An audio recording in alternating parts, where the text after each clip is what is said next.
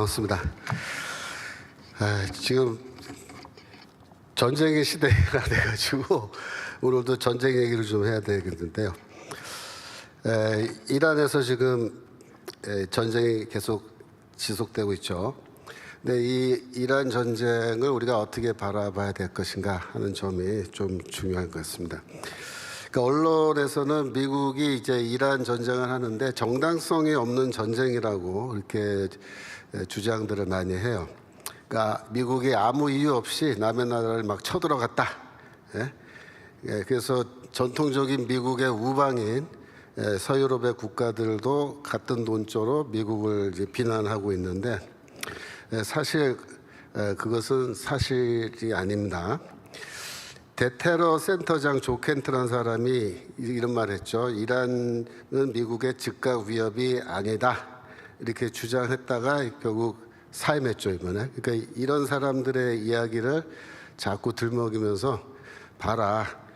미국의 대테러 센터장도 이렇게 얘기했다는데 이분은 사실은 뭘 말한 거냐면 전쟁이 일어나면은 젊은 청년들이 군인들이 가서 많이 죽으니까 그거를 막기 위해서 이렇게 말을 했다는 거죠. 본인의 집안에 그 스토리가 좀 있어요. 여하튼 그런데 이미 2022년 4월에 이란의 전 국회 부의장입니다. 알리 모타라는 사람이 이란의 뉴스 매체에 나와서 자기 입으로 고백한 게 있어요. 그게 뭐냐면은 우리가 이 핵을 만드는 우라늄 농축 이런 거 시작했을 때 목표는 실제로 핵탄두를 만드는 게 우리 목표였다. 그렇게 얘기했습니다. 그런데 이거를 원래 비밀로 했어야 되는데 우리가 비밀로 유지하는데 실패했다. 우리 이란이. 그래서 우리가 지금 핵폭탄을 만들고 있다는 것이 전 세계에 다 알려져 버렸다. 이렇게 얘기를 했거든요. 그러니까 이런 증거를 다 놔두고도 이란이 핵폭탄을 만들려고 하지 않았다. 핵을 만들어서 전혀 우리에게 위협이 되지 않는다. 그렇게 말할 수 없습니다. 알자지라라고 하는 그 아랍권의 신문 있죠. 거기에 이제 그 전문가가 기고를 했어요. 제가 읽어봤는데 뭐라고 되어 있냐면 2026년 금년도입니다. 금년도 초에 이란은 60% 농축 우라늄 440kg을 보유하고 있었다. 그렇게 얘기합니다. 이 정도의 양이면은 추가 농축 60%에서 더 계속 농축을 더 해서 추가 농축하면은 최대 10개의 핵무기를 만들 수 있는 그런 양이다. 이렇게 얘기를 해요. 그러니까 이번에 전쟁이 나서 이렇게 보니까 이란이 완전 깡패 나라잖아요. 하는 거 보니까. 근데 이란이 핵을 갖고 있으면 어떻게 되냐면 중동의 노스코리아가 되는 거예요. 그러니까 우리 북한은 동북아시아의 이란이고 이란은 중동의 북한이 되는 건데 아니 아시아에서 북한이 핵 갖고 있어서 지금 골치 아픈데 이란이 중동에서 핵을 가지면요 훨씬 더 골치가 아픕니다. 왜냐하면 그 주변이 다 유럽 국가고 산유국들인데 그죠? 지난 3월 20일에 이란이 갑자기 장거리 탄도미사일을 발사했어요. 이 발사했는데 4,000km 떨어진 인도양에 있는 디에고 가르시아라는 영국과 미국의 공동 군사기지에다가 이 탄도미사일을 쐈단 말이에요. 근데 그동안 이란이 뭐라 했냐면 우리는 2,000km 이내로만 지금 미사일 만들지 2,000km 이상은 없다고 주장을 했었거든요. 근데 보세요. 급하니까 4,000km짜리 쏴버리잖아. 그러니까 그게 다 거짓말이라는 거를 스스로 다 증명한 거예요. 4,000km면요 어느 정도냐면 유럽 대부분의 국가의 주요 도시들이 다 사정권 안에 들어옵니다. 이미 탄도미사일은 다 개발이 끝났고요. 핵탄두만 달면 돼요. 그러면 이란이 마음만 먹으면요 서유럽 국가들한테도 다 그냥 위협할 수 있는 그런 상황이 됐던 거예요. 그러니까 저 사건이 딱 터지고 나서 서유럽의 국가들이 분위기가 싹 바뀌었어요. 만약에 이란이 저렇게 핵탄두 달아서 쏜다 그러면 유럽 국가들 어떻게 할 거예요? 대책 없어요 지금. 거기 뭐 요격 시스템도 하나도 없고. 그래서 미국이 이번에 이란에 쳐들어가서 이란의 그 핵무기 제조 능력을 완전히 무력화하고 특별히 미사일들 이런 거 다 파괴한 거는 서유럽 국가들에게도 굉장히 도움이 되는 결과적으로 그런 전쟁이 된 겁니다. 미국은 이미 이란의 대부분의 그 핵시설 이런 거 또 미사일 기지 이런 거 많이 파괴해서 전략적 목적이라 그래요. 미국은 이미 전략적 목표를 거의 다 달성했습니다.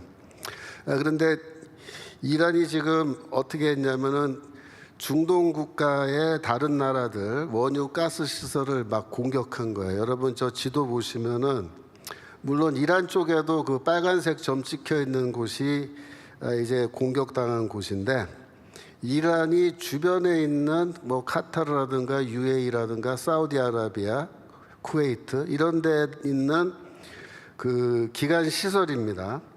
거기에다가 이제 막 무차별 공격을 가해가지고 자기들 딴에는 저렇게 하면은 저 국가들이 미국을 향해서 제발 전쟁 그만하라고 우리 힘들어 죽겠다고 그래서 전쟁이 빨리 끝날 줄 알고 그렇게 했는데 역효과가 난 거예요. 저 국가들이 지금 연합해서 뭐라 하냐면 우리가 함께 이란을 공격하겠다고 지금 난리 치는 거예요. 그러니까 오히려 미국이 말리고 있는 거예요. 그렇게 하면 안 된다. 너희들 여기서 너희들까지 끼어들면 안 되고 우리랑 이스라엘이 다 정리할 테니까 너희들은 이제 가만히 좀 기다려라.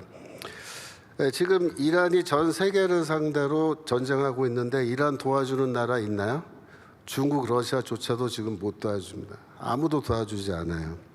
근데 이런 집단이 핵을 갖고 있다고 생각해 봐요. 큰일이죠. 지금 이란은 어떤 상황이냐. 권투로 치면요. 권투 경기 시작하자마자 계속 처음부터 지금까지 두들겨 맞는 거예요. 간간히 이렇게 주먹을 뻗긴 하는데 미국한테 별 충격을 주지 못하고 있어요. 이란의 목표는 뭐냐면은 이 권투 시합에서 이기는 게 아니고 KO패를 당하지 않는 게 목표예요. 지금 쉽게 말하면은 항복하지 않는 게 목표예요. 이란 전쟁 목표가. 이란이 전쟁에서 승리할 길은 없습니다. 이미 다 끝난 전쟁이고요. 그런데도 이제 국내 언론은 이란이 굉장히 미국에 맞서서 뭐 잘 싸우고 있는 것처럼 그렇게 하는데 15라운드 끝까지 버텨봐야 아무 소용 없어요. 매만 버는 거예요. 매만 버는 거예요. 지금 빨리 항복하고 끝내면 좋은데 지금 계속 버티는 거죠. 그러면 미국이 지치느냐? 미국은 안 지쳐요. 여러분들이 뭐 전쟁 초기에 미국이 뭐 무기가 모자랄 거다, 탄약이 부족할 거다, 별의별 소리 다 했잖아요. 근데 사실 미국은 어떻게 했냐면 이번에 전쟁 시작하기 전에 전 세계 창고에 비축해놨던 오래된 미사일을 다 꺼냈어요. 이번에 다 소비했습니다. 그러면 미국은 어떻게 할까요? 새로운 무기로 다 교체하는 거예요. 더 첨단형, 더 지능적인 최신형 무기로 다 바꿔치는데요. 이렇게 무기를 더 최신화하면은 그 다음 전쟁터는 어딜까요? 동북아시아입니다. 그래서 이란의 항복을 안 해도 미국은 사실 상관이 없습니다. 어차피 전쟁은 다 승리한 거고, 그래서 미국의 뭐 출구 전략 이런 거 자꾸 얘기하는데 사실 미국 입장에서는요 출구 전략이라는 게 필요가 없습니다. 미국은 원할 때 아무 때나 그냥 출구로 놔버리면 끝나는 거예요. 쉽게 말하면 이런 거예요. 이게 한참 때린 거야, 한참 때린 거야. 항복할 거야, 안 할 거야? 항복 안 해. 그러면 그래 항복 안 해? 그럼 더 맞아. 항복 안 해도 괜찮아. 너 항복하지 마. 그냥 계속 맞아. 그래서 한참 때린 다음에 자 오늘은 여기까지. 오늘은 이 정도 하면 됐고 자 우리 집에 간다. 나 집에 갈게. 그리고 가버리는 거예요. 그러면서 뭐라 그래요? 너 까불면 다음에 또 와서 너 더 혼난다. 그리고 그냥 가버리는 거예요. 그래서 지금 이란 전쟁은 그렇게 돼 있습니다. 트럼프 대통령은 3월 27일에 이란과 휴전 협상을 4월 6일까지 연장한다고 이미 발표를 했죠. 그래서 이거는 트럼프 대통령이 SNS에 글을 올렸어요. 뭐라고 그랬냐면은 다음 거 보여주세요. 이란 정부의 요청에 따라합니다. 본 성명은 에너지 시설 파괴를 10일간 중단하여 4월 6일 월요일 오후 8시까지 유효함을 알려드린다. 협상은 진행 중이며 가짜 뉴스를 퍼뜨리는 언론과 그 외 여러 세력의 잘못된 주장과는 달리 매우 순조롭게 진행되고 있다. 그래서 트럼프 대통령은 이미 15개 조항의 항복 조건을 이제 요구했고 파키스탄을 통해서 휴전 협상을 하고 있는데 이란 측에서 일주일을 더 달라 그랬는데 10일을 더 준 겁니다. 그러니까 지금 어떤 상황이냐면은 이란 안에서는요 전쟁을 계속하자는 강경파와 전쟁을 그만두자라는 온건파가 지금 양쪽이 같이 존재하는 거예요. 그래서 미국은 지금 온건파하고 휴전 협상을 하고 있고 강경파는 계속 죽이고 있는 거예요. 온건파는 안 죽입니다, 미국이. 그래서 문제는 이제 온건파가 과연 휴전 협상을 했을 때 실제로 혁명 수비대를 컨트롤할 수 있느냐, 그게 이제 좀 의심스러운 거죠. 근데 그거는 이미 다 가능한 것으로 확인이 됐습니다.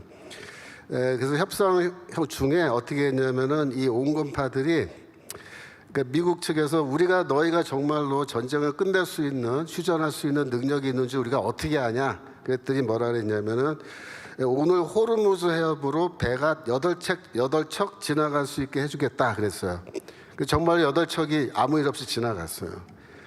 그러고 나서 다시 연락이 왔는데 2척 더 보내주겠다. 그래서 2척이 또 지나갔어요. 그대로 됐어요. 그래서 미국도 온건파가 지금 이 혁명 수비대를 컨트롤할 수 있구나 하는 거를 알고 그 사람들하고 지금 협상을 하는 겁니다. 미국에게 남은 과제는 지금 2가지입니다. 중요한 과제는 첫 번째 뭐냐면 농축 우라늄을 완전히 파괴하는 건데요.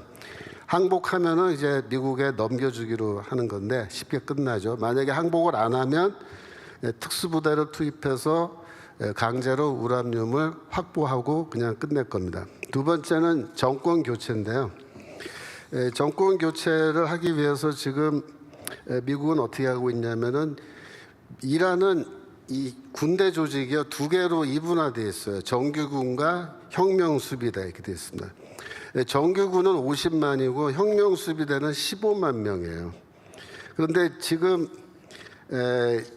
미국이 혁명수비대는 공격하지만 이란 정규군은 가급적 공격 안 하고 있습니다. 그냥 가만 내버려 둡니다.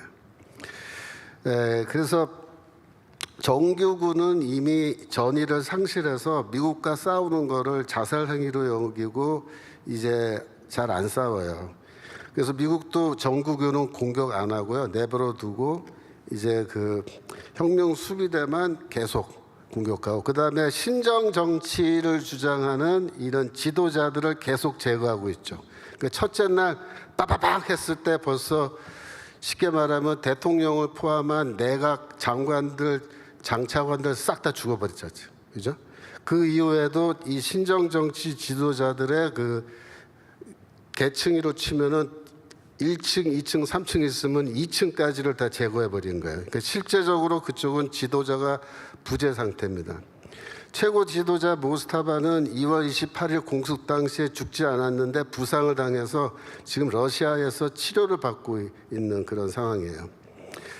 그런데 이란에는 대통령이 있거든요. 마수드 페제스키안이라는 대통령이 있어요. 이분은 뉴스에 잘 안 나오죠. 근데 이분은 살아 있어요. 이란 대통령인데. 그러니까 미국이 지금 혁명 수비대만 공격하고 신정 정치 그쪽만 공격하고 이 정규군하고 이란 대통령 이쪽은 그냥 놔두는 거예요. 왜냐하면 협상의 상대로 이렇게 한 거죠. 여하튼 그래서 지금 미국은 이 온건파, 그러니까 전쟁을 그만두자라고 하는 온건파하고 협상을 하고 있고, 그래서 미국은 이제 전략적 목표는 더 거의 다 달성했고 전쟁을 더 해봐야 뭐 이득 보는 것도 별로 없다. 그러니까 이제는 대규모 군사 작전은 없다. 이렇게 보는 겁니다. 그러니까 호르무즈 해협은 그러면 어떻게 되느냐? 뭐 이란이 기뢰를 깔아서 뭐 배가 못 다녀서 지금 원유 수송이 안 되지 않느냐. 근데 미국은요, 그 다음 거 보여주세요. 이 기뢰 제거용 장비를 이미 오래전부터 다 갖춰놓고 있고 해상에서 이거 기뢰 제거하는 훈련을 많이 했어요. 그래서 이거 하는 거는 기술도 있고 장비도 있고 다 있어요. 그래서 뭐 지난번에 프랑스, 영국, 일본, 우리나라, 중국에게 호르무즈 해협에 함정 파견하라 그래서 그건요 기뢰 제거해달라고 그런 게 아니에요. 그러니까 기뢰 제거는 미국이 얼마든지 할 수 있고 우리나라가 배를 보내도 가는데 시간이 많이 걸려요. 멀어서. 근데 도착했을 땐 벌써 기뢰 제거 다 끝나고 없는 거예요. 그러니까 지금 현재 호르무즈 해협의 문제는 기뢰가 아닙니다. 뭐가 문제냐면 이란의 그 남서쪽 해안을 따라서 있는 그 산악 지역에 미사일 기지들이 있어요. 여러분이 저 지도 보시면요, 이란이란 나라가 묘하게 생긴 게 그 호르무즈 해협 쪽 바닷가 쪽에 약간의 평야가 있습니다. 예, 호르무즈 해협 따라서 남쪽으로 해안가 따라서. 근데 그 바닷가 쪽에 평야가 굉장히 좁아요. 그리고 나서는 뭐가 있냐면 갑자기 산이 시작해요. 굉장히 높은 산악 지역입니다. 그래서 이 바닷가 쪽에 산맥이 쫙 지나가요. 그 산 쪽에서 이렇게 바다를 보면요, 이 호르무즈 해협 포함해서 저쪽 바다가 한눈에 다 들어오는 거죠. 근데 그 산악 지역에 뭐가 있냐면은 이 미사일 기지들이 들어가 있는 거예요. 그래서 이 산악 지역에 남아 있는 미사일 기지들을 지금 다 제거 못해서 저거를 마저 제거해야 항행의 자유가 확보되는 겁니다.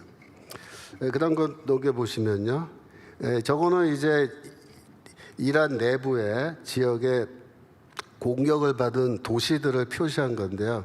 물론 저 위쪽에도 많이 공격받았지만 보세요. 바닷가 쪽에 도시들이 쫙 있죠. 저 위쪽으로 계속해서. 그게 전부 다 이제 산악 지역에 있는 기지들인데 그 다음 거 보여주시면요.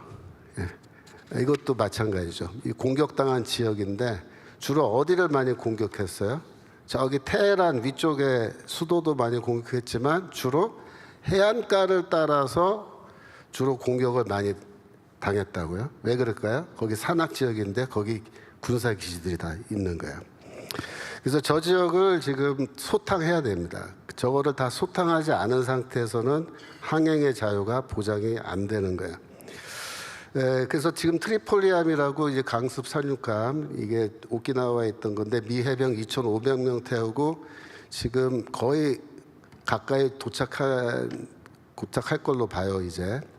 근데 저거 이제 와서 그냥 무력 시위만 하느냐 아니면 실제로 작전에 들어가서 뭘 하느냐 했을 때 추측은 본토로 들어가는 게 아니에요. 저 해병병력 어디로 가냐면은 이 호르무즈 해협을 끼고 있는 저 지역에 섬들이 많아요. 그러니까 하르그 섬이라는 건 저 위쪽에 있어요. 근데 하르그 섬은 뭐 군사 기지라기보다는 그냥 이제 그 기름 수출하는 시설이 있는 곳이고 실제로 호르무즈 해협 근처에 있는 섬들이 중요한데 그 섬들을 아마 이 해병대가 가서 장악하지 않을까. 그러니까 호르무즈 해협 안에 뭐 아부 무사, 대툰부, 소툰부 저런 섬들이 있어요. 근데 이 섬들은 뭐 하는 거냐면 저 지역 안에는 너무 바다가 좁아서 미국 항공모함이 못 들어가요. 들어가면은 공격을 당하기 쉽고 그래서 저기는 미국 배도 못 들어가는데 그 대신에 저 섬들을 점령해서 저 섬에다가 이제 쉽게 말하면은 공격 방어할 수 있는 그런 기지로 만들어 놓으면은 저게 일종의 항공모함 역할을 합니다. 그래서 저기다가 이제 시설을 만들고 저거를 요새로 만들어서 결국은 호르무즈 해협을 보호하는 그런 군사적 요새로 이제 만들 거로 추측을 하는데 일단 저 섬들에 들어가려면은 이 해병대들이 들어가는데 아까 보여준 그 강습함에는 상륙정이 있는 게 아니라 헬리콥터랑 비행기가 있어요. 그래서 비행기로 해병대원이 들어가요. 바닷가로 들어가요. 공중에서 바로 들어가서 점령할 수 있게 그렇게 되어 있습니다. 어제 그제죠. 호르무즈 해협을 지키던 그 이란 혁명수비대 해군 사령관이 전사했습니다. 전사했고 지금 호르무즈 해협을 담당하고 있는 이란 혁명수비대가 어제 그제 뭐라 그랬냐면 이제부터는 한 척 지나갈 때마다 200만 달러 통과세 통행료를 받겠다 그랬어요. 200만 달러면 우리 돈으로 30억 원이에요. 배 한 척 지나갈 때마다 30억 원씩 자기들이 돈을 받겠다는 거예요. 완전 깡패짓이죠. 근데 심지어 중국 배도 세 척이 지나가려고 갔었는데 돈 내라 그러니까 돈 없다니까 못 지나간다 그래서 중국 배도 안 보내줬어요. 자, 이 통행료는 앞으로 누가 받게 될까요? 예. 어제 그제죠. 프랑스에서 G7 외무부 장관 회담이 있었던 거 아세요? 예, 우리나라까지 포함해서 4개국이 업저버로 참여해서 모두 11개 나라 외무부 장관이 모였는데 마크 루비오 미국 국무부 장관이 소집한 겁니다. 근데 왜 소집했냐면은 호르무즈 해협 문제를 앞으로 어떻게 해결할 건지. 그러니까 일단 미군이 거기다 점령을 해요. 점령하고 이란 혁명수비대 완전히 제거하고 완전히 미국이 호르무즈 해협을 확보한 다음에 그다음에 어떻게 할 거냐면 미국은 떠나요. 미군이 떠난 다음에는 어떻게 하냐? 너희들이 스스로 알아서 협력해서 여기를 지켜라 이렇게 하는 거예요. 7개 국가가. 왜냐하면은 호르무즈 해협을 통해서 원유를 수송해서 그 수입하는 나라들이 뭐 한국이고 일본이고 그죠? 전부 다 너희들이 이 관리해야지. 미국은 호르무즈 해협 통해서 원유 사지 않는다. 우리는 이거 필요 없다. 그러니까 너희들이 필요하니까 너희들이 돈 내서 너희들이 알아서 협력해서 지켜라. 그리고 이제 말하고 미군은 완전히 철수한다는 겁니다. 미국은 그다음 거요. 미국은 현재 전 세계에서 원유와 천연가스를 가장 많이 생산하는 나라인데요. 그러니까 사우디아라비아랑 러시아가 2등, 3등인데 2, 3등을 합쳐도 1등 미국보다 양이 적어요. 원유가. 그다음 거 보시면 이거는 내추럴 가스인데 이것도 2등, 3등 합쳐봐야 그죠? 1등 미국에 못 미치죠. 그러니까 미국은 호르무즈 해협에 목숨 거는 나라가 아니다. 아니다. 그러니까 이제 통행료를 받으면은 그 7개 나라가 그 돈 가지고 거기 군사 시설 유지하고 하는데 돈 쓰고 그렇게 하는데 그렇게 하면요 오히려 선박 보험료가 싸진대요. 그러니까 돈을 이렇게 30억이나 내도 그러니까 어차피 그 돈을 내고 지나가도 통행료를 내도 선박 보험비가 싸지기 때문에 이 유가에는 크게 영향을 끼치지 않는다 그렇게 말합니다. 자, 이제 전쟁이 끝나고 나면은 중동은 어떻게 되느냐, 그죠? 아까 말씀드린 것처럼 미국은 빠져나갈 거고요. 넘겨주세요. 그래서 지금 트럼프가 너희들이 알아서 하라고 했는데 3월 20일자 그 트루스 소셜에 뭐라 그랬냐면 그 다음 거요. 이건 지난번에 이제 배 보내라 그러니까는 각 나라에서 반응한 건데 독일은 우리 전쟁 아니다. 호주는 군함 보내지 않겠다. 영국은 확정에 휘말리지 않겠다. 프랑스는 전쟁이 최고조 지난 다음에 보내겠다. 그죠? 우리나라는 긴밀히 소통 후 신중히 검토하겠다. 다 안 보내겠다, 안 보내겠다. 그래가지고 이제 그 다음 거야. 트럼프가 열받아서 뭐라 했냐면 미국이 없으면 나토는 허울뿐인 존재다. 그들은 이란의 핵무장화를 막기 위한 싸움에 참여하려 하지 않았다. 이제 그 싸움은 군사적으로 승리했고 그들에게는 거의 아무런 위험도 없었다. 그들은 어쩔 수 없이 지불해야 하는 높은 유가에 대해 불평하면서도 높은 유가의 유일한 원인인 호르무즈 해협 개방이라는 간단한 군사적 조치에는 협조하지 않으려 한다. 그들에게는 너무나 쉽고 위험도 거의 없는 일인데 말이다. 겁쟁이들, 우리는 그들을 기억할 것이다. 이렇게 말했습니다. 지금 이거는 무슨 뜻이냐면요.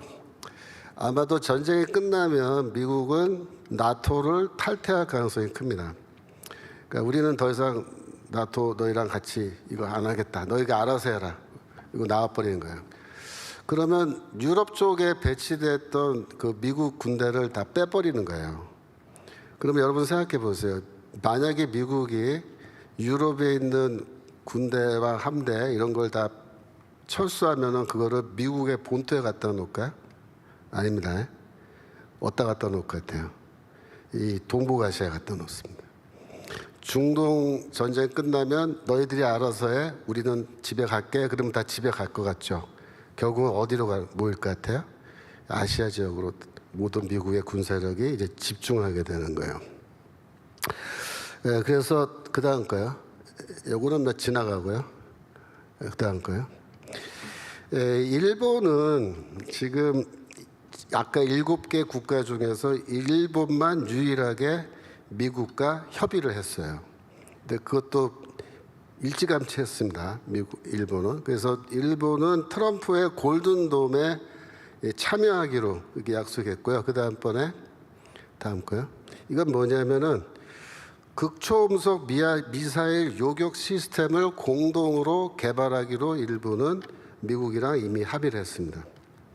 제일 놀라운 건 뭐냐면 원래 그 패트리어트 미사일이라 그러잖아요. 요격하는 미사일. 이게 팩3라 그래서 이게 지금 제일 많이 쓰는 건데 패트리어트 미사일 3번. 이게 원래 미국의 로키드 마틴이라는 회사에서 만들어요. 근데 1년에 몇 개 만들 수 있냐면요. 미국은 1년에 600개 만들어요. 이 패트리어트 미사일을. 근데 일본이 이번에 뭘 약속했냐면 미쓰비시가 로키드 마틴의 라이선스를 받아서 대신 생산하는 거예요. 근데 일본에서 미쓰비시가 생산하면은 1년에 몇 개를 만들기로 지금 약속했냐면 2,000개를 만들기로 약속했습니다. 미국은 600개, 일본은 2,000개. 그러면 이 2,000개, 1년에 2,000개씩 만들어 놓은 패트리어트 미사일을 어디다 배치할 것 같아요? 여러분 보시기에. 일본에다 합니다. 주로 아시아 지역에. 이게 무슨 말이냐면 일본은 미국이랑 지금 가장 가까운 긴밀한 우방이 되었다라는 걸 말하는 거예요. 그래서 전 세계적으로 미국하고 가장 가까운 우방은 어디다? 일본입니다. 두 번째가 이스라엘이에요, 지금. 세 번째가 어딜 것 같아요? 원래는 그게 한국이어야 돼요. 세 번째가. 근데 지금 이번에 합동군사훈련도 안 하겠다 그랬죠. 일본은 이미 미국과 3월 14일에 560억 달러의 원유와 천연가스 구입 계약을 맺었습니다. 그래서 미국은 호르무즈 해협에 이제 봉쇄가 돼가지고 이렇게 돼 있을 때 일본은 우리는 미국에서 원유랑 가스 사겠다 그렇게 계약을 체결한 거예요. 그러니까 우리는 호르무즈에서 오는 거 양을 줄이고 알래스카에서 직접 미국에서 사온다는 거죠. 그래서 지금 일본은 이번 전쟁을 통해서 미국과 더 가까워졌고요. 중동에서는 이제 미국이 떠나고 나면 중동판 나토라 그래요. 중동판 나토. 그게 형성될 걸로 봅니다. 그래서 옛날에 트럼프 일기 때 아브라함 협정이라는 거 만들었어요. 중동 국가들끼리. 근데 그거를 업그레이드하는 버전으로 이번에 아브라함 협정이 새로 맺어져서 중동 국가들 중에서 우리는 미국이랑 같이 가겠다라는 국가들은 군사적으로 이제 서로 협력하는 시스템을 만들어 놓는 거예요. 이번에 중동 국가들은요, 이란에 군사적으로 대항할 수 있는 아무런 능력이 없었습니다. 그러니까 그 정도로 무방비 상태였어요. 그러니까 이란이 마음 놓고 막 때리는 거예요. 그런데 이번에 당하고 보니까 자기들이 야 이거 우리가 이렇게 살면 안 되겠다. 그래서 중동 국가들이 이제 군사적 무장을 시작합니다. 공격용 미사일, 방어용 미사일 다 구입하고요. 그래가지고 중동판 나토로 이게 다 연결되면은 무기 체계가 하나로 통일되는 거예요. 그럼 이게 어떤 효과가 있냐면은 미국이 이제 이 다음번에 중동에 문제가 생겨서 항모가 쫙 가잖아요. 그러면 그쪽에 중동판 나토 시스템이 이미 확보돼 있잖아요. 만들어져 있잖아요. 그러면 이게 딱 AI 데이터베이스에 무기들 다 입력해서 딱 넣으면요, 하나의 시스템으로 딱 통일이 돼버려요. 그래서 지금 중동도 앞으로는 이란이 이제 저렇게 아주 혼쭐 나서 됐고, 만약에 이란까지도 친미 정권이 들어서면 더 말할 나위가 없어요. 완전히 미국이 다 중동까지 다 컨트롤하는 거예요, 완전히. 그러니까 이번에 호르무즈 해협에 배를 보내달라 이렇게 말한 거를 뭐라고 얘기하냐면요, 그거는 호르무즈 해협은 투표소였다 이렇게 해요. 투표소. 함정 파견은 뭐냐? 투표지다. 그래서 미국이 물었다는 거예요. 너 누구한테 투표할 거야 이번에? 그래서 아무도 거기 전통적 미국의 우방 국가들은 투표 안 했는데 일본만 미국에 딱 투표했다는 겁니다. 저는 뭐라 얘기하냐면 호르무즈 해협 문제는 미국이 동맹 식별을 위해서 만들어낸 리트머스 시험지였다. 그러니까 솔직히 말하면 미국은요, 이 호르무즈 해협이 막히고 안 막히고 이거는 미국하고는 전혀 미국의 영향력이 없어요. 경제적으로 뭐가. 근데 그거를 이렇게 한번 연출을 해놓고 어떻게 하는지 한번 두고 보자 하고 이제 했는데 그 시험에 일본만 합격한 거예요. 일본만. 다른 나라도 다, 우리나라는 다 불합격한 겁니다. 그 다음 거요. 이번 전쟁은 경제적으로도 굉장히 의미가 깊은 전쟁이었습니다. 왜 그러냐면은 2차 대전 직후에 브레튼 우즈 합의라 그래서 이게 1944년 전쟁이 끝나기 전에 전쟁이 끝나고 나면은 국제 교역을 할 때 어떻게 할 거냐 이 방식을 미리 결정한 겁니다. 그때 결정한 게 미국 달러화로 국제 결제를 하기로 그렇게 약속한 겁니다. 그래서 이 브레튼 우즈 합의에 따라서 2차 대전 직후부터 달러화가 국제 교역의 기본적 화폐로 자리 잡은 거예요. 근데 그때는 근본이제였어요. 근본이제. 즉 미국 달러를 미국 정부에다 갖다 주면은 금으로 바꿔주기로 약속한 건데요. 문제는 60년대 베트남 전쟁을 하면서 전쟁 비용 때문에 미국이 화폐를 많이 발행했습니다. 막 찍어냈습니다. 그래서 결국은 그 모든 달러를 금으로 바꿔줄 수 없게 되었어요. 그때 위기가 이제 온 거예요. 그래서 결국 1971년도에 닉슨 대통령이 근본이제 우리가 포기한다 그랬습니다. 즉 달러 갖고 와도 우리가 금으로 못 바꿔준다. 그러면 이거 종이 조각되는 거 아니냐. 그렇게 해서 위기가 시작된 거죠. 그래서 달러에 대한 신뢰가 깨지고 과연 국제화폐로서 미국의 달러가 기능을 계속할 수 있겠느냐. 그 문제가 71년에 터진 거예요. 그런데 이거를 언제 해결하냐면 73년도 해결합니다. 키신저가 사우디에 가서 사우디 국왕과 협정을 맺은 거예요. 뭐냐면은 중동에서 석유를 파는데 석유를 사고 팔 때는 무조건 달러화로만 결제를 하기로 합의를 한 거예요. 그래서 이때부터 미국의 달러와 중동의 원유가 연동되기 시작했다. 그렇게 말합니다. 그거를 우리가 페트로달러라고 부르는 거예요. 페트로달러. 우리가 페트로달러 그러면 무슨 뜻이에요? 국제에서 원유를 사고 팔 때 무조건 미국 달러화로만 결제한다. 그래서 달러의 가치가 다시 뛰어 올라간 거예요. 옛날에는 금이랑 연동됐는데 지금 뭐예요? 원유랑 연동된 거예요. 근데 2000년도에 들어와서 이 페트로달러가 또 균열이 가기 시작했죠. 왜? 중국이 원화로, 중국과 위안화로 원유를 결제하겠다 그렇게 한 겁니다. 그래서 러시아, 이란, 브라질 할 것 없이 여러 나라들이 우리는 달러로 결제 안 하고 다른 나라 화폐로 한다. 이래가지고 페트로달러의 시스템에 상당한 지금 위기가 와 있었는데, 그죠? 이번에 어떻게 됐어요?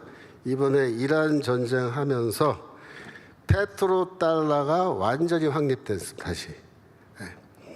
그러니까 지금 이 그동안 미국이 이란에 경제 봉쇄를 했잖아요. 그죠? 그러니까 미국은 이란에서 석유 못 사간다 이렇게 해서 경제 봉쇄해 놓은 건데 다른 나라들은 다 못 사가는데 중국만 이란에서 열심히 석유를 사갔어요. 원화 주고 위안화 주고. 그래서 이란도 중국에 열심히 원유를 팔았는데 그래서 중국과 이란이 찰떡같이 하나가 돼서 붙어버리고 거기에 북한까지 붙어가지고 그래가지고 미사일 기술, 핵무기 기술 공유하고 그래서 이란이 갖고 있는 핵무기 미사일 기술이랑 북한이 갖고 있는 거랑 똑같아요. 사실상. 그래서 무기 거래하고 다 했단 말이야.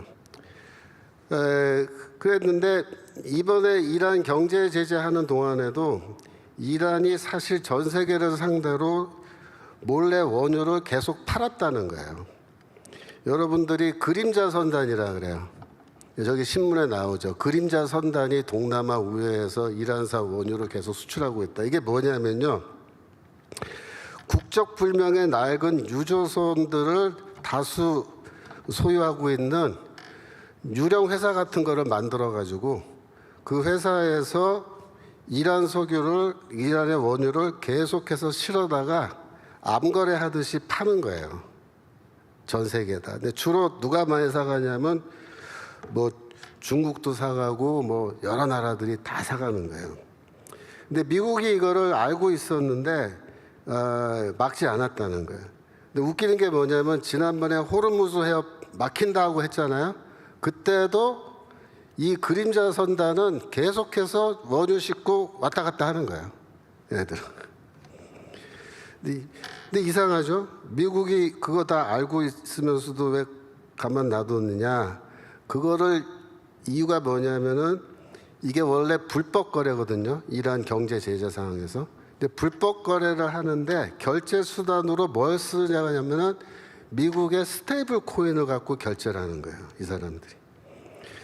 그래서 이번 전쟁을 전후로 해서 미국의 스테이블 코인이 완전히 국제 이 암거래 시장에서 석유 결제하기 위해서 엄청난 양이 이제 유통되기 시작했다는 거예요. 그래갖고 스테이블 코인 회사는 어떻게 이 달러 스테이블 코인 발행하기 위해서 미국의 국채를 계속해서 구입해서 발행하는 거죠. 그러니까 미국은 지금 국채 이자 문제가 심각한데 이번 전쟁을 하면서 오히려 뭐예요? 미국 국채가 계속 잘 팔려나가는 거예요. 그래서 재정 적자를 줄이면서 여하튼 이 미국은 문제가 해결될 쪽으로 가니까 솔직히 미국 입장에서는 저거 막아놓고 계속 그림자 선단 통해서만 저거 공급하게 해도 우리는 손해볼 거 하나도 없다 이러고 있는 거죠. 그래서 미국은 이란 전쟁이 빨리 끝나지 않아도 괜찮다. 왜? 종이로 된 달러 지폐가 아니라 이제는 스테이블 코인이 국제화폐로 자리 잡아서 이것 때문에 페트로달러 시스템이 더 견고해졌다 이겁니다. 지난주에 신문 기사에 위안화를 쓰면은 뭐 호르무즈 통과시키겠다. 이란이 8개국과 협의했다. 저거는요 중국이 시켜서 한 거예요. 근데 늦었어요.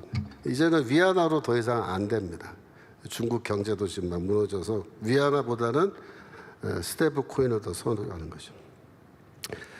근데 지금 중국은 그동안 싼 값에 저렇게 이란과 베네수엘라에서 원유를 사갖고 이제는 제값 주고 사가야 되기 때문에 유가가 지금 많이 뛰었잖아요. 그러니까 중국에서 생산되는 물건들의 생산 단가가 더 올라갈 예정이고 그래서 중국은 가만히 앉아서 또 한 번 두들겨 맞은 거예요. 미국한테.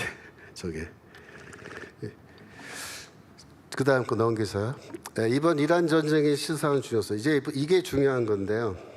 첫 번째, 미국이 전쟁하는 방식 자체가 넘사벽이라는 것을 보여준 전쟁이었던 겁니다. 이번 전쟁은 인류 역사상 인공지능으로 전쟁을 수행한 최초의 전쟁입니다. 그러니까 미국은 지금 전쟁을 할 때 어떻게 하냐면은 사람이 일일이 명령을 내려서 스위치를 누르고 너는 저거 공격하고 너는 여기로 날아가고 뭐가 날라오면은 이거 눌러서 요격하고 그렇게 하는 게 아니야 이제는. 옛날에 그렇게 했는데 이제 이란 전쟁부터는 어떻게 했냐면은 모든 군사적 자산을 컴퓨터 데이터베이스에 다 집어넣어요. 그리고 적국이 갖고 있는 모든 공격용 무기들 이런 거 파악되는 대로 다 집어넣어요. 그래서 그거를 다 집어넣은 다음에 인간이 공격 계획을 짜는 게 아니고 인공지능이 공격과 방어 계획을 다 짜는 거예요. 그래서 어떤 게 어디를 공격하고 뭐가 어떤 걸 때리고 뭐가 날라오면은 뭐가 이거를 막고 하는 거를 이 컴퓨터가 인공지능이 다 계획을 세워놓고 시작하는 거예요. 이게 처음으로 이번에 이렇게 해봤는데 이게 기가 막히게 성공한 겁니다. 아주 너무나 놀라울 정도로. 이거를 소위 말해서 현대전이라 그러는데 현대전은요 미국만 이거 현대전 하는 거예요. 우크라이나하고 러시아가 지금 몇 년째 전쟁하는데 이것도 현대 하고 있는 전쟁이잖아요. 근데 이거는 전쟁 양상을 보면 뭐예요? 참업하고 그냥 예? 이러고 있는 거예요. 이게 현대전 아니에요. 완전히 1차 대전 수준의 원시적인 전쟁이고 진짜 현대전은 미국이 이번에 이란에서 한 게 현대전인데 이건 아무나 따라할 수 없는 아주 엄청난 수준의 차이가 나는 그런 군사력이 이번에 증명이 된 겁니다. 두 번째, 미국의 진정한 우방이 어떤 것인지를 보여준 건데요. 인공지능이 이렇게 공격 계획을 세우고 다 이렇게 전쟁을 운영하다 보니까 이번에 어떤 일이 벌어졌냐면 전쟁 초기에 쿠웨이트에서 미사일을 쏴가지고 미군 비행기를 격추하는 실수를 한번 저질렀어요. 다행히 조종사는 죽지 않고 이제 나와가지고 다시 구출해서 돌아왔는데 왜 그런 실수가 발생했냐 하면요. 쿠웨이트의 미사일은 미국의 AI 데이터베이스에 들어가 있지 않아서 그래요.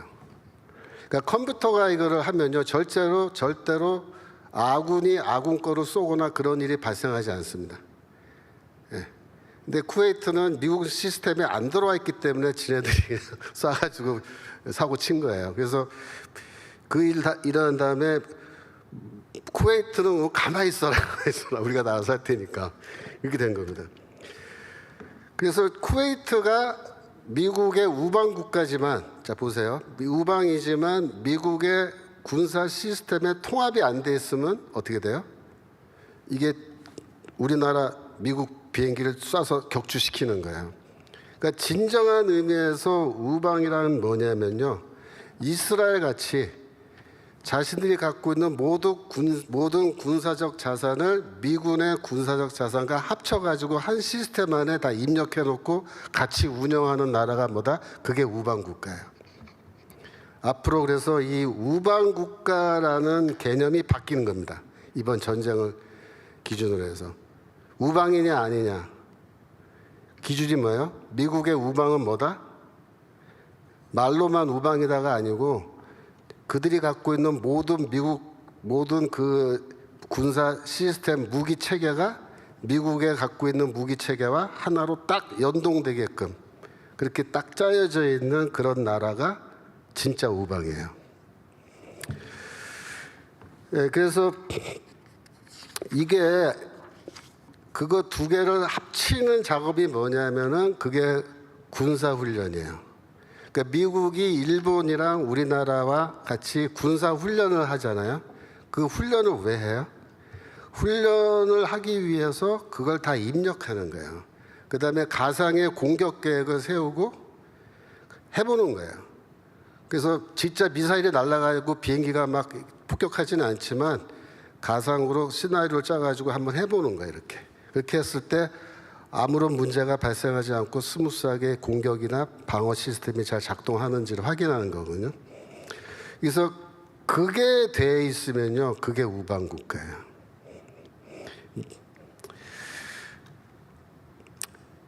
그러면 우리나라는 어떻게 해요? 우리나라는 지금 미국의 우방이 아니에요. 원래 윤석열 대통령 때까지 우방이었어요. 그 한미일 삼각공조라는 게 뭐예요? 한국, 미국, 일본 군대가 같이 연합 훈련을 하면서, 그죠? 우리나라 육군까지 포함해서 해보는 거야, 이렇게. 그때 이게 다 입력이 돼서 시스템이 하나로 돌아가는 건데, 이번에 우리는 안 한다고 빠졌잖아요, 그죠? 지금은 이제 떨어져 나간 거예요. 전쟁이 일어나도 만약에 이재명 대통령이 우리는 같이 안 한다, 움직이지 마라, 우리나라 군대는. 그러면은 이제 따로 떨어져 나가는 거예요. 그럼 우방이 아닌가요, 그러면? 세 번째, 이란 전쟁은 모든 세계가 다 직관했습니다. 이 전쟁을 보고 제일 놀란 거는 중국입니다. 앞으로 남중국해에서 중국이 도발했을 경우에 어떻게 된다, 이게 다 보인 거예요. 이번에 어떻게 했습니까? 전쟁 시작할 때 미국이 제일 먼저 전자전부터 시작했어요. 전자전을 해서 상대방의 그 레이더 시스템, 정보 관측 시스템, 그걸 다 망가뜨리고, 그죠? 장림으로 만들어 놓은 다음에 미사일과 폭격기가 들어가서 중요 시설부터 폭격해갖고 제일 먼저 상대방을 장림으로 만들어요. 장림으로 만들어 놓은 다음에 제공권 확보한 다음에 그 다음부터는 순차적으로 중요한 것부터 계속 차례대로 파괴하는 거죠. 근데 이번에 이란이 어떻게 했냐면은 모든 군사 자산을 산 속에, 동굴 속에 숨겨놨단 말이에요. 미사일 기지 이런 걸 동굴 다 파가지고. 이게 어느 나라가 그렇게 해요? 북한이 이렇게 해줘요. 북한이. 그러니까 북한이 이란이랑 똑같이 해놓은 거예요. 동굴 파가지고 거기에 미사일 넣어놓고 뭐 다 숨겨놓고. 근데 이번에 해보니까 어때요? 소용이 없어요. 땅 속에 뭐 터널 파놓고 지하 몇십 미터, 몇백 미터에 뭐 숨겨놨다고 해갖고 아무 소용이 없어요. 오히려 폭격 한 방에 그냥 그게 다 무덤터가 돼버려요. 무덤 파고 지네들이 들어가서 누워있는 거예요. 때리니까 미사일이고 사람이고 거기다 꼼짝없이 갇혀가지고, 오히려 더 좋은 거예요. 그러니까 지금 이번에 미국이 이란이란 전쟁을 해봤는데 해보니까 어떻게 이란이 훨씬 더 크잖아요, 북한보다. 근데 이란을 공격해서 해보니까 이게 되는 거예요. 그럼 미국은 어떤 자신감을 갖겠어요? 그러면 북한도 똑같은데 이거 뭐 똑같은 방식으로 들어가서 우리가 빠바바박 해버리면 1시간 안에 끝난다 이거죠. 그런 자신감을 가진 거죠. 그래서 뭐 지도부를 한꺼번에 통째로 날리는 것은 뭐 덤이고요. 반격을 한다 그러면은 반격하는 거 기다렸다가 오히려 반격 지점을 다 부셔버리고 이렇게 하는 거죠. 그래서 중국은 이 미국이랑 일본을 상대로 전쟁을 해야 되는 건데, 그동안에는 이거 시뮬레이션이라 그래요. 중국에서 가상 전쟁을 이렇게 돌려봤는데 우리가 이긴다 매번. 그래갖고 이제 자신감 갖고 이렇게 했는데, 이번 이란 전쟁 하는 거 보고 나서 이거 아닌데 그렇게 한 거예요. 더구나 지난번 베네수엘라에서도 그 레이더 그게 다 중국산이었잖아요. 이번에도 이란도 다 중국산이었고. 근데 이게 전혀 작동이 안 되는 거예요, 이번에. 근데 왜 그러면 이게 작동이 안 되느냐? 그거 지금 이제 뭐라고 설명하냐면은 중국 정부가 이제 엄청난 예산을 들여서 첨단 이 레이더 시스템을 개발하기로 하잖아요. 그러면은 중국에 있는 여러 기업들이 이제 입찰을 해가지고 그 돈을 이제 따먹으려고 그런다는 거예요. 근데 돈을 따먹으면서 제대로 된 물건을 만들어서 국가에다 납품을 하면 좋은데, 얘네들이 그 낙찰받고 이렇게 시제품을 하는 모든 과정에 부정부패가 다 들어가가지고 서로 다 돈 다 떼먹고, 군부에다가도 군대 장성들에게 뇌물 먹여가지고 제대로 작동 안 되는 레이더인데 평가는 100점 맞게 해가지고 통과해서 이걸 엉터리로 다 만들어 놨다는 거예요. 그래서 미사일 지난번에 격추했는데 이 레이더로 그거는 다 짜고 짜고서 이제 격추하는 거 다 해가지고 다 시연해서 이거 진짜 미사일 대단한데 뭐 날라오는 거 다 격추하고 그래서 이제 구입해다가 수출해서 이란에다 수출하고 또 북한에다가도 수출했겠죠, 그죠? 갖다 놨는데 실제 전쟁 딱 터져서 해보니까 이거 무용지물이야. 네, 엉터리 완전히. 그래서 제일 놀란 나라는 중국인데 더 놀란 나라가 하나 더 있죠. 북한이 놀라, 북한이. 북한 김정은이는 이번에 이란 전쟁 보고 지금 머릿속이 아마 하얄 겁니다. 그다음에 네 번째로 누가 친구고 누가 적이고 누가 배신자인지 확실하게 다 드러나게 한 전쟁이에요. 미국은 동맹국 없이도 혼자서도 다 잘해요. 뭐 이런 거예요 지금.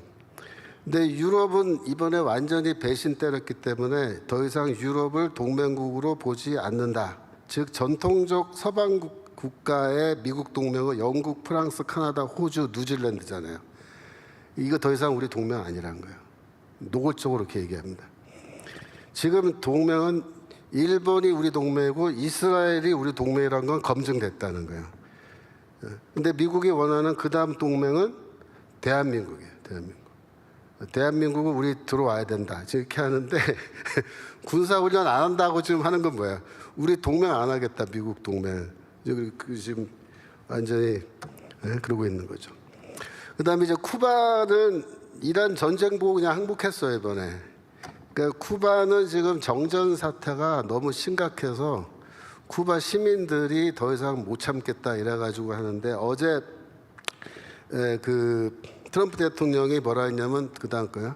다음 순서는 쿠바다 이렇게 얘기했습니다. 근데 뭐 쿠바에 대해서는 대규모 뭐 무력 시위나 군사 작전 할 필요가 없죠. 왜냐하면 거기는 파괴할 게 별로 없어요. 이미 자기들이 다 파괴해 놔가지고 미국이 뭐 이거를 파괴하겠다 그런 게 없어요. 그러니까 이제 쿠바는 사실상 전쟁 안 하고 이렇게 했는데 루비오 장관이 원래 쿠바 출신이에요. 그 부모가 쿠바에서 이렇게 미국으로 넘어와서 이 사람이 쿠바 출신이기 때문에 사실 뭐 베네수엘라처럼 그냥 접수해서 루비오가 알아서 이렇게 해도 된다 그러고 보고 있는 거죠. 그다음에 이제 다음 문제는 이제 중국 시진핑과의 회담인데 이란 전쟁 때문에 회담을 연기했는데 3월 26일자 그 보여주세요. 그 트럼프 대통령 SNS에서 뭐라 그랬냐면은 시진핑과 회담을 5월 14일, 15일 베이징에서 개최하겠다. 그다음에 시진핑 주석 부부를 워싱턴으로 다시 초청해서 상호 방문한다. 이렇게 지금 발표를 했어요. 그러니까 지금 중국하고의 회담이 5월 중순에 이제 준비됐는데 미국은 이제 트럼프 대통령은 스타일이 시진핑하고 만나서 뭐 이렇게 담판을 해가지고 뭐 결정하는 것보다 쉽게 말하면 이미 다 이겨놓고 그러고 만나는 거예요 지금. 다 이겨놓고. 그러니까 시진핑이랑 만나서 뭐 이렇게 밀고 땡기고 협상할 것도 지금 별로 없어요. 즉 이제 5월 중순에 만나서 트럼프가 시진핑한테 뭘 말할지 거기에 대해서는 지금 우리가 그냥 추측을 하는 건데 뭐 여러 가지가 있을 수 있겠죠, 그죠? 첫 번째로 대만 문제에 대해서 아마 매듭을 지으려고 할 거다. 그러니까 전쟁 안 하고 중국을 굴복시키는. 그러니까 이 남중국해의 항행의 자유를 너희가 보장하라. 그러면 우리가 너희랑 전쟁하는 거 원하지 않는다. 평화적으로 우리 해결하자. 그다음에 너희가 뭐 이란이고 해서 원유 사가는 건 다 사가게 해줄게. 그렇게 할 거. 두 번째로 또 어떤 요구를 할 거냐? 미국 부정선거 개입에 대한 문제. 그걸 아마 얘기하지 않겠느냐. 주최국이고요. 그다음에 코로나로 인한 피해 보상도 옛날에 하겠다고 몇 번 얘기한 적이 있거든요. 그러니까 지금은 때가 됐거든요. 그러니까 코로나로 인한 피해 보상을 해라. 너희 그 병이 너희 우한 연구소에서 시작된 건 맞지 않냐 이렇게 해가지고 그걸 이제 요구할 거라는 거죠. 그거 할 때 중국이 우리 돈 없다 그러면은 이제 어떻게 할 거냐. 아마 미국 국채를 그러면 장기적으로 구입해라 뭐 이렇게 해가지고서 아마 할 것 같아요. 그러니까 이제 중국하고 시진핑하고 이제 협상할 때 그다음에 중요한 이슈는 북한 핵 문제입니다. 사실 북한 핵은 중국이 만들어준 거예요. 뭐 북한이 독자 개발한 게 아닙니다. 중국이 다 기술 지원해주고 이렇게 해준 거고 지금 이 북한 핵 문제를 중국과 함께 처음에 해결하려고 할 텐데 만약에 중국은 난 모르겠다고 발뺌면은 아마 미국이 독자적으로 해결하려고 이제 할 것 같아요. 지금 현재 미국 부정선거 수사 과정은 2020년 4월에 기밀이 해제된 국가정보위원회의 핵심 기밀 문서가 하나 이제 기밀이 해제돼서 열렸는데 뭐라고 돼 있냐면 2020년 트럼프가 낙선한 미국 대선에서 중국 관리들이 여론 분석을 위해서 미국 유권자 등록 데이터를 획득을 해가지고 그것을 분석했다라는 그런 대외비 문건이 지금 공개가 됐습니다. 그러니까 놀라운 거죠. 2020년도에 중국 정부가 미국 유권자 데이터를 뭐 해킹을 했는지 어떻게 했는지 하여튼 돈 주고 샀는지 그걸 가지고 다 분석까지 해가지고 선거에 개입하기 위해서 했다는 거죠. 영국도 이제 그 비슷한 경우가 있는데 그게 이제 밝혀져서 스캔들이 됐는데 문제는 뭐냐면 미국 정보기관이 이거를 알고도 비밀을 숨겼다는 겁니다. 그래서 지금 누가 이걸 숨겼냐 그것부터 이제 밝혀서 처벌하고 그러면 중국이 유권자 등록 데이터까지 접근해서 이걸 다 분석하고 했으면 얘네들이 무슨 목적으로 했느냐 그거를 이제 밝히겠죠. 그래서 중국이 개입한 그런 증거 확보되면은 이제 시진핑한테 들이대겠죠, 그죠? 너희 무슨 짓 한 거냐 이렇게 뭐 그런 얘기들이 지금 문제가 있습니다. 그다음에 미국 법무부 소속 DOJ 연방 검사들이 밝힌 건데요. 수십만의 비시민권자들이 불법 투표한 증거를 확보하고 있다라는 게 이미 기사로 나왔습니다. 그다음에 미국 도미니언 투표기계가 세르비아의 벨그레이드 중국 상해에 있는 서버에 무선으로 연결돼 있다. 그래서 실시간으로 선거 진행 과정을 보고 중국과 이란, 뭐 베네수엘라 출신의 컴퓨터 전문가들이 직접 선거 결과를 조작한 그런 가능성이 이미 다 그런 증거가 많이 확보됐다는 거고요. 그다음에 이 소스 코드가 그러는데요. 이게 컴퓨터 프로그램의 소스 코드를 이 베네수엘라가 다 만들었고 그거를 중국이나 이런 데서 다 공유했기 때문에 얼마든지 이 선거에 개입해서 결과를 조작할 수 있게 돼 있었다. 근데 이 소스 코드라는 걸 여러분이 쉽게 이해하시려면요. 여러분 전화기 있잖아요.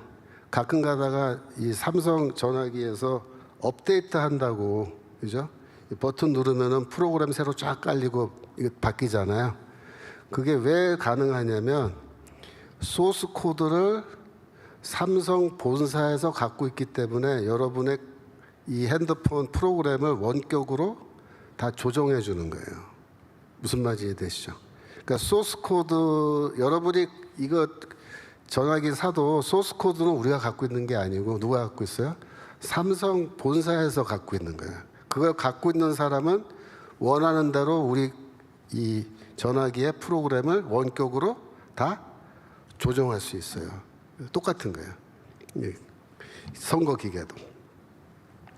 그다음에 펄시 게버드가 미국 정보국장인데 푸에르토리코에서 선거 기계를 압수해 왔다 이렇게 얘기합니다. 왜 압수해 왔겠어요?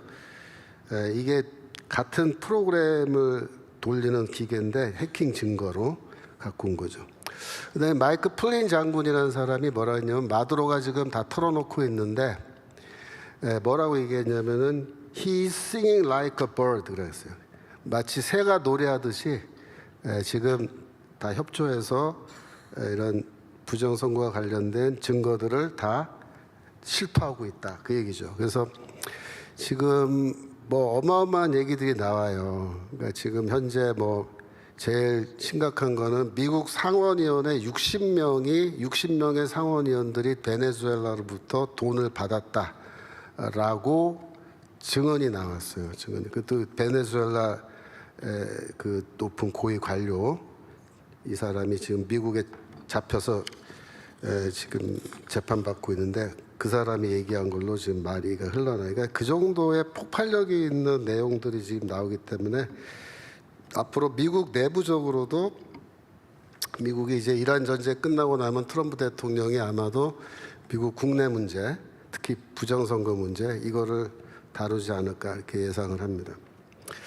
그다음에 중동 문제가 해결되고 나서 이제 트럼프의 궁극적인 최후의 적은 누구예요? 중국입니다. 중국. 그래서 중국을 제압해야 되는데 미국 입장에서 중국을 제압하려면 먼저 북한을 제압해야 됩니다. 그래서 북한을 먼저 제압해야 중국을 제압하는 게 쉬워요. 북한은 손 안 보고 중국을 제압하려면 좀 힘들단 말이죠. 그래서 미국은 슬슬 북한 핵무기와 대륙간 탄도미사일에 대해서 이야기하기 시작했습니다. 미국은 뭐라 그러냐면 북한이 ICBM 완성됐다 그렇게 얘기합니다. 이제 그 전까지는 뭐라 그랬냐면 아직 미완성이다 그랬거든요. 그러니까 어디가 미완성이냐면은 이 ICBM이 대륙간 탄도미사일이 대기권 밖으로 나갔다가 다시 들어오는데 다시 들어올 때 공기와 마찰에 의해서 굉장히 큰 열이 발생하는데 그거를 감당하고 뚫고 내려오려면 특수한 금속 합금이 필요한데 그 기술이 북한에 없었어요. 그래서 그게 마지막 기술이 없어서 완성 안 됐다 그랬는데 그걸 누가 갖고 있냐면 중국이랑 러시아가 갖고 있는데 지난번에 러시아 위에서 우크라이나에 북한이 군대 파병했잖아요. 그러면 대가를 받아야 되잖아요. 대가를 뭐 돈으로 받을 수도 있고 여러 가지 받을 수 있는데 아마도 북한이 그 기술 달라, 그 금속 그거 달라 그렇게 했을 거라는 거죠. 그래서 이거 받았고 완성됐다는 거예요. 그러니까 지금 미국 본토 타격 가능하다 이렇게 얘기합니다. 미국 본토 어디요? 샌프란시스코, LA, 뭐 워싱턴 DC 할 거 없이 다 가능하다. 지금 그렇게 돼 있거든요. 거기다가 핵탄두는 소형 핵탄두 만들어서 지금 50에서 60개 갖고 있다. 이렇게 돼 있거든요. 그러면 이게 무슨 말이야? 이거 가만히 두고 볼 거냐 그 얘기죠.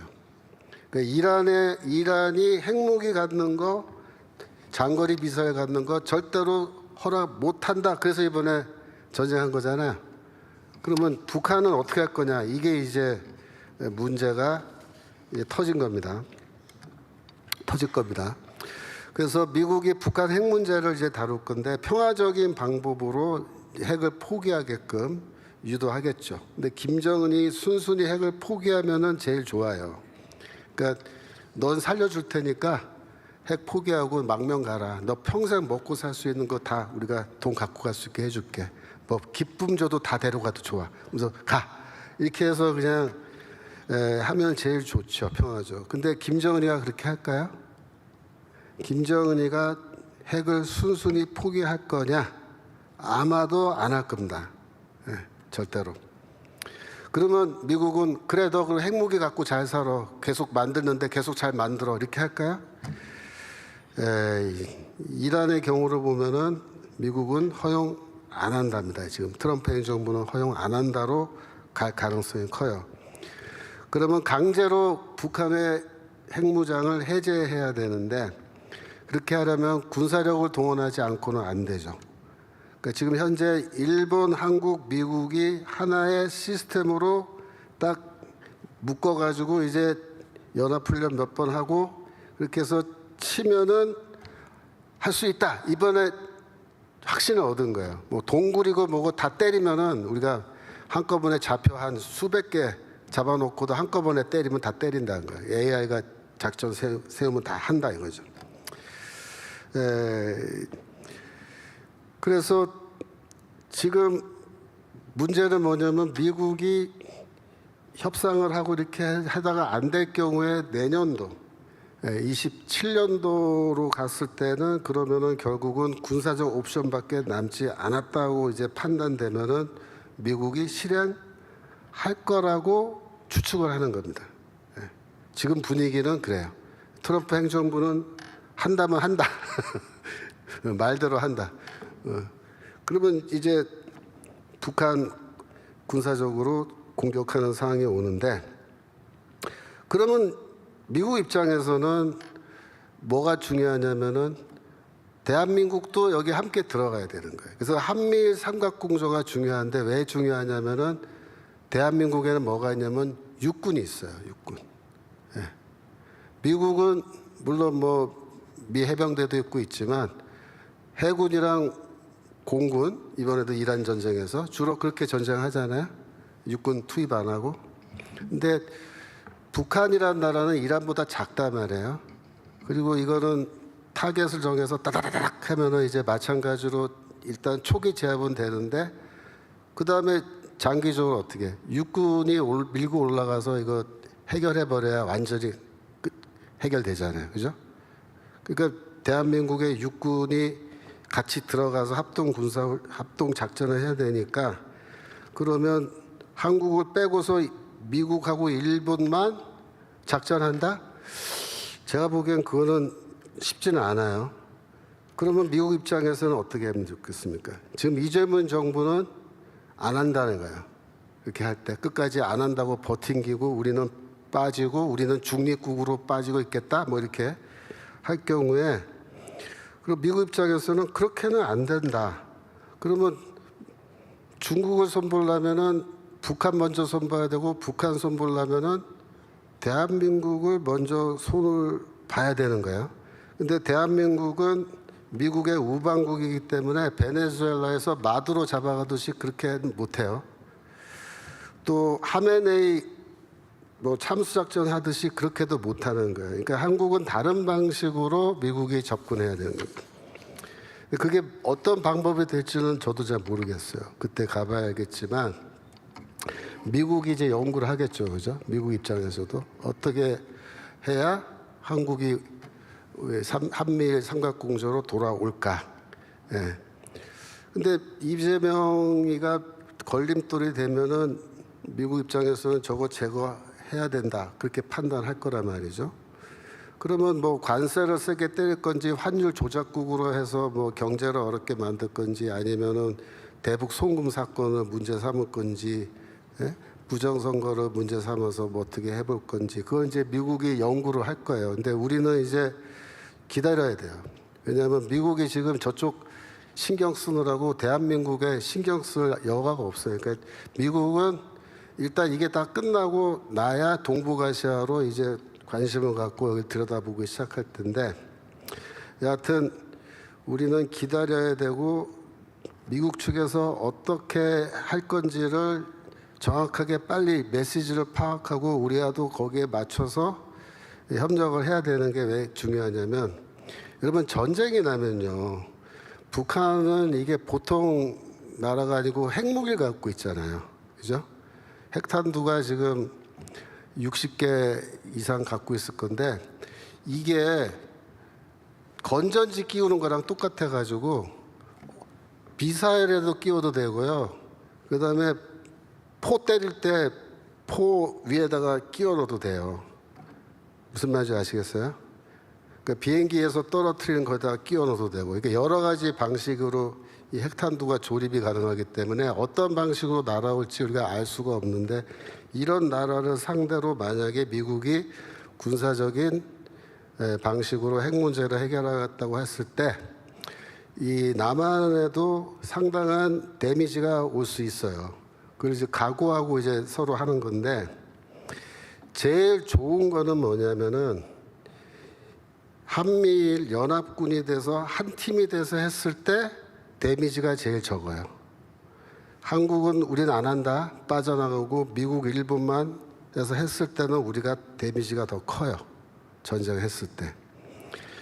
그러니까 우리 입장에서는 뭐냐면은 미국이 북한 핵 문제 해결하겠다고 하고 군사적인 옵션을 쓰겠다고 했을 때 어떤 형태로건 우리가 피해를 적게 당하려면은 이재명 정부가 미국에 적극 협조를 하든지 끝까지 얘네들이 우리는 안 하겠다 그러면은 뭐 우리가 강제로 하게 만들든지 해야 우리가 피해를 적게 보지, 안 그러면 이제 피해가 크게 나는 거예요.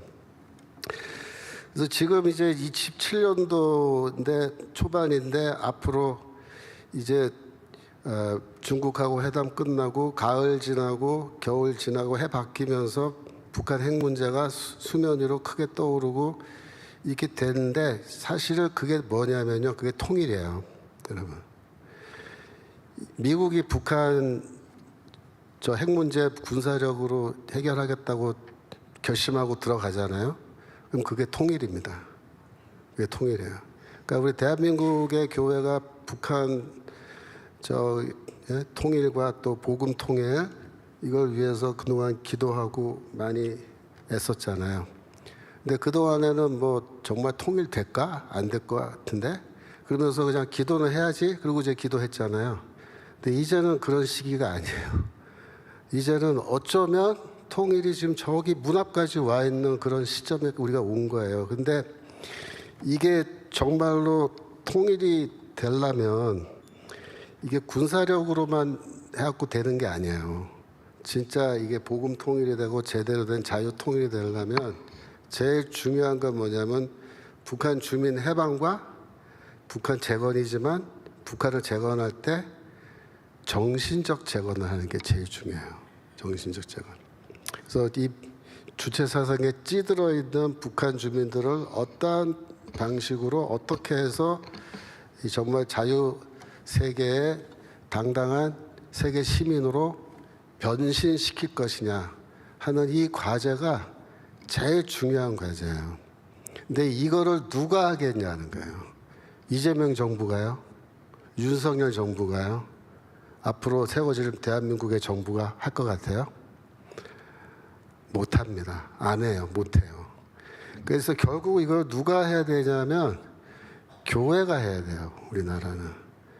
그러니까 교회가 자유민주 세력의 핵심적인 기지 역할을 해야 되고, 결국 대한민국의 교회가 이 기회가 됐을 때 정말 북한 주민들을 정신적으로 해방시키는 그런 역할을 해야 되는데, 그 시기가 지금 가까이 다가오는 게 지금 조금씩 보이기 시작하는 거예요.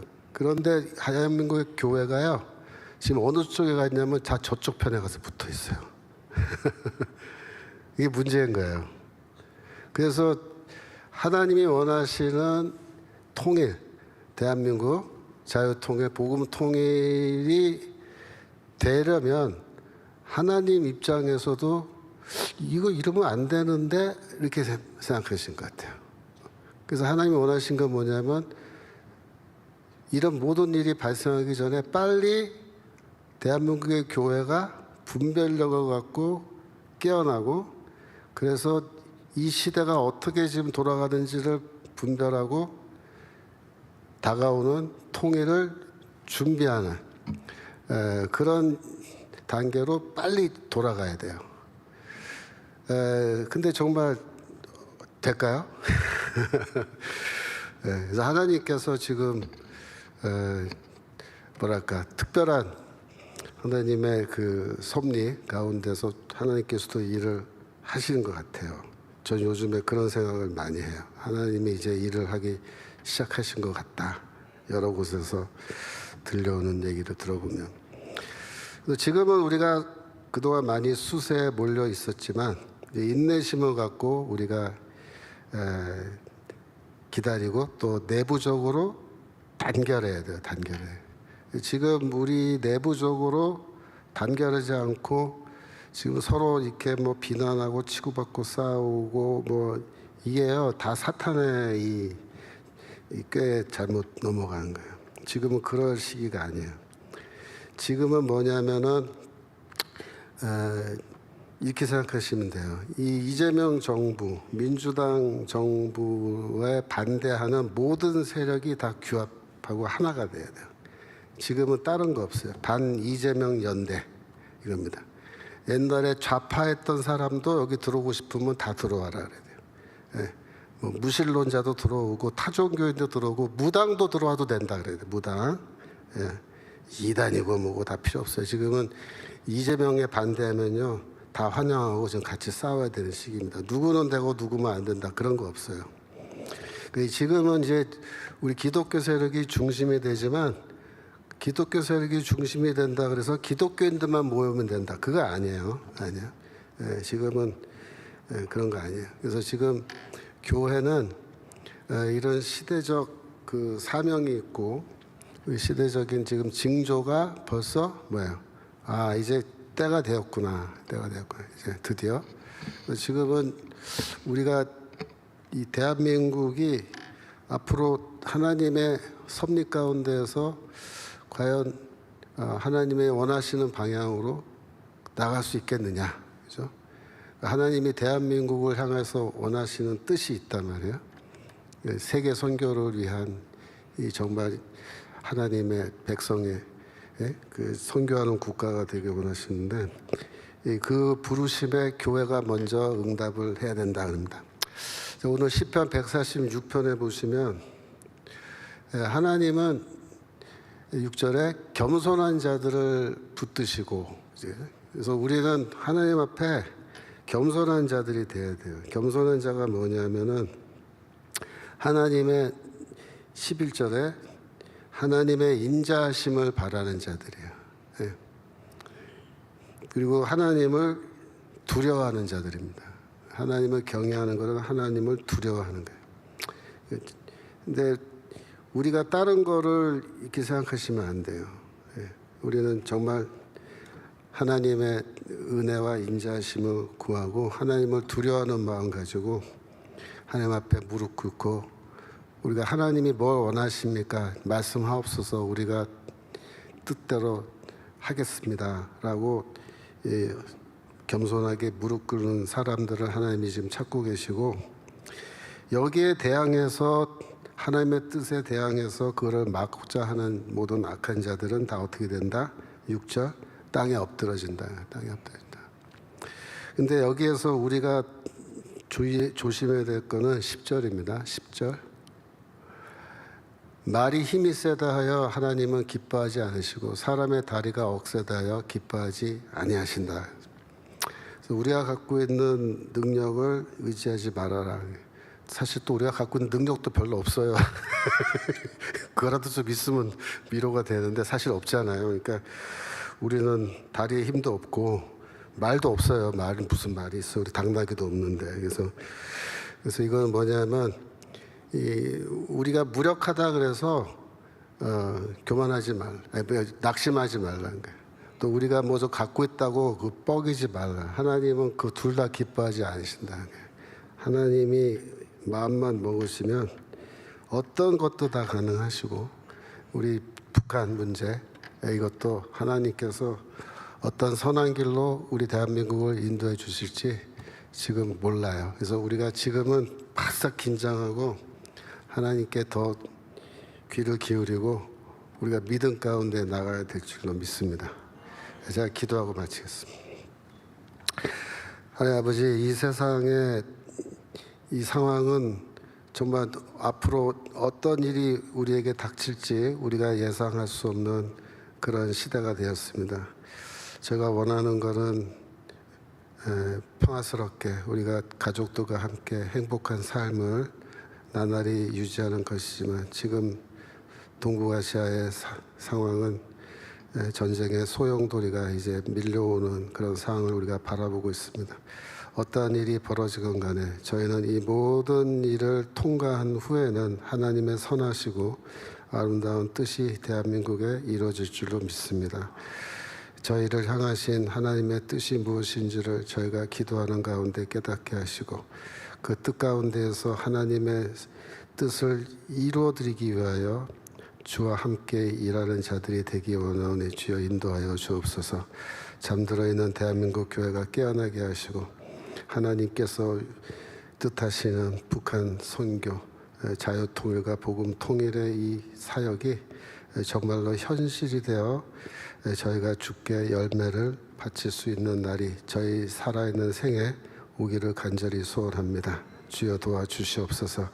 대한민국을 불쌍히 여기시고 이곳에서 참된 믿음을 갖고 주께 무릎 꿇고 주를 경외하며 기도하고 있는 주의 백성들 기억해 주시고 저들이 더욱더 많아지게 하시고 하나님을 정말 숨겨놓은 7천 명의 용사와 같은 주의 백성들이 힘있게 일어서게 하여 주옵소서.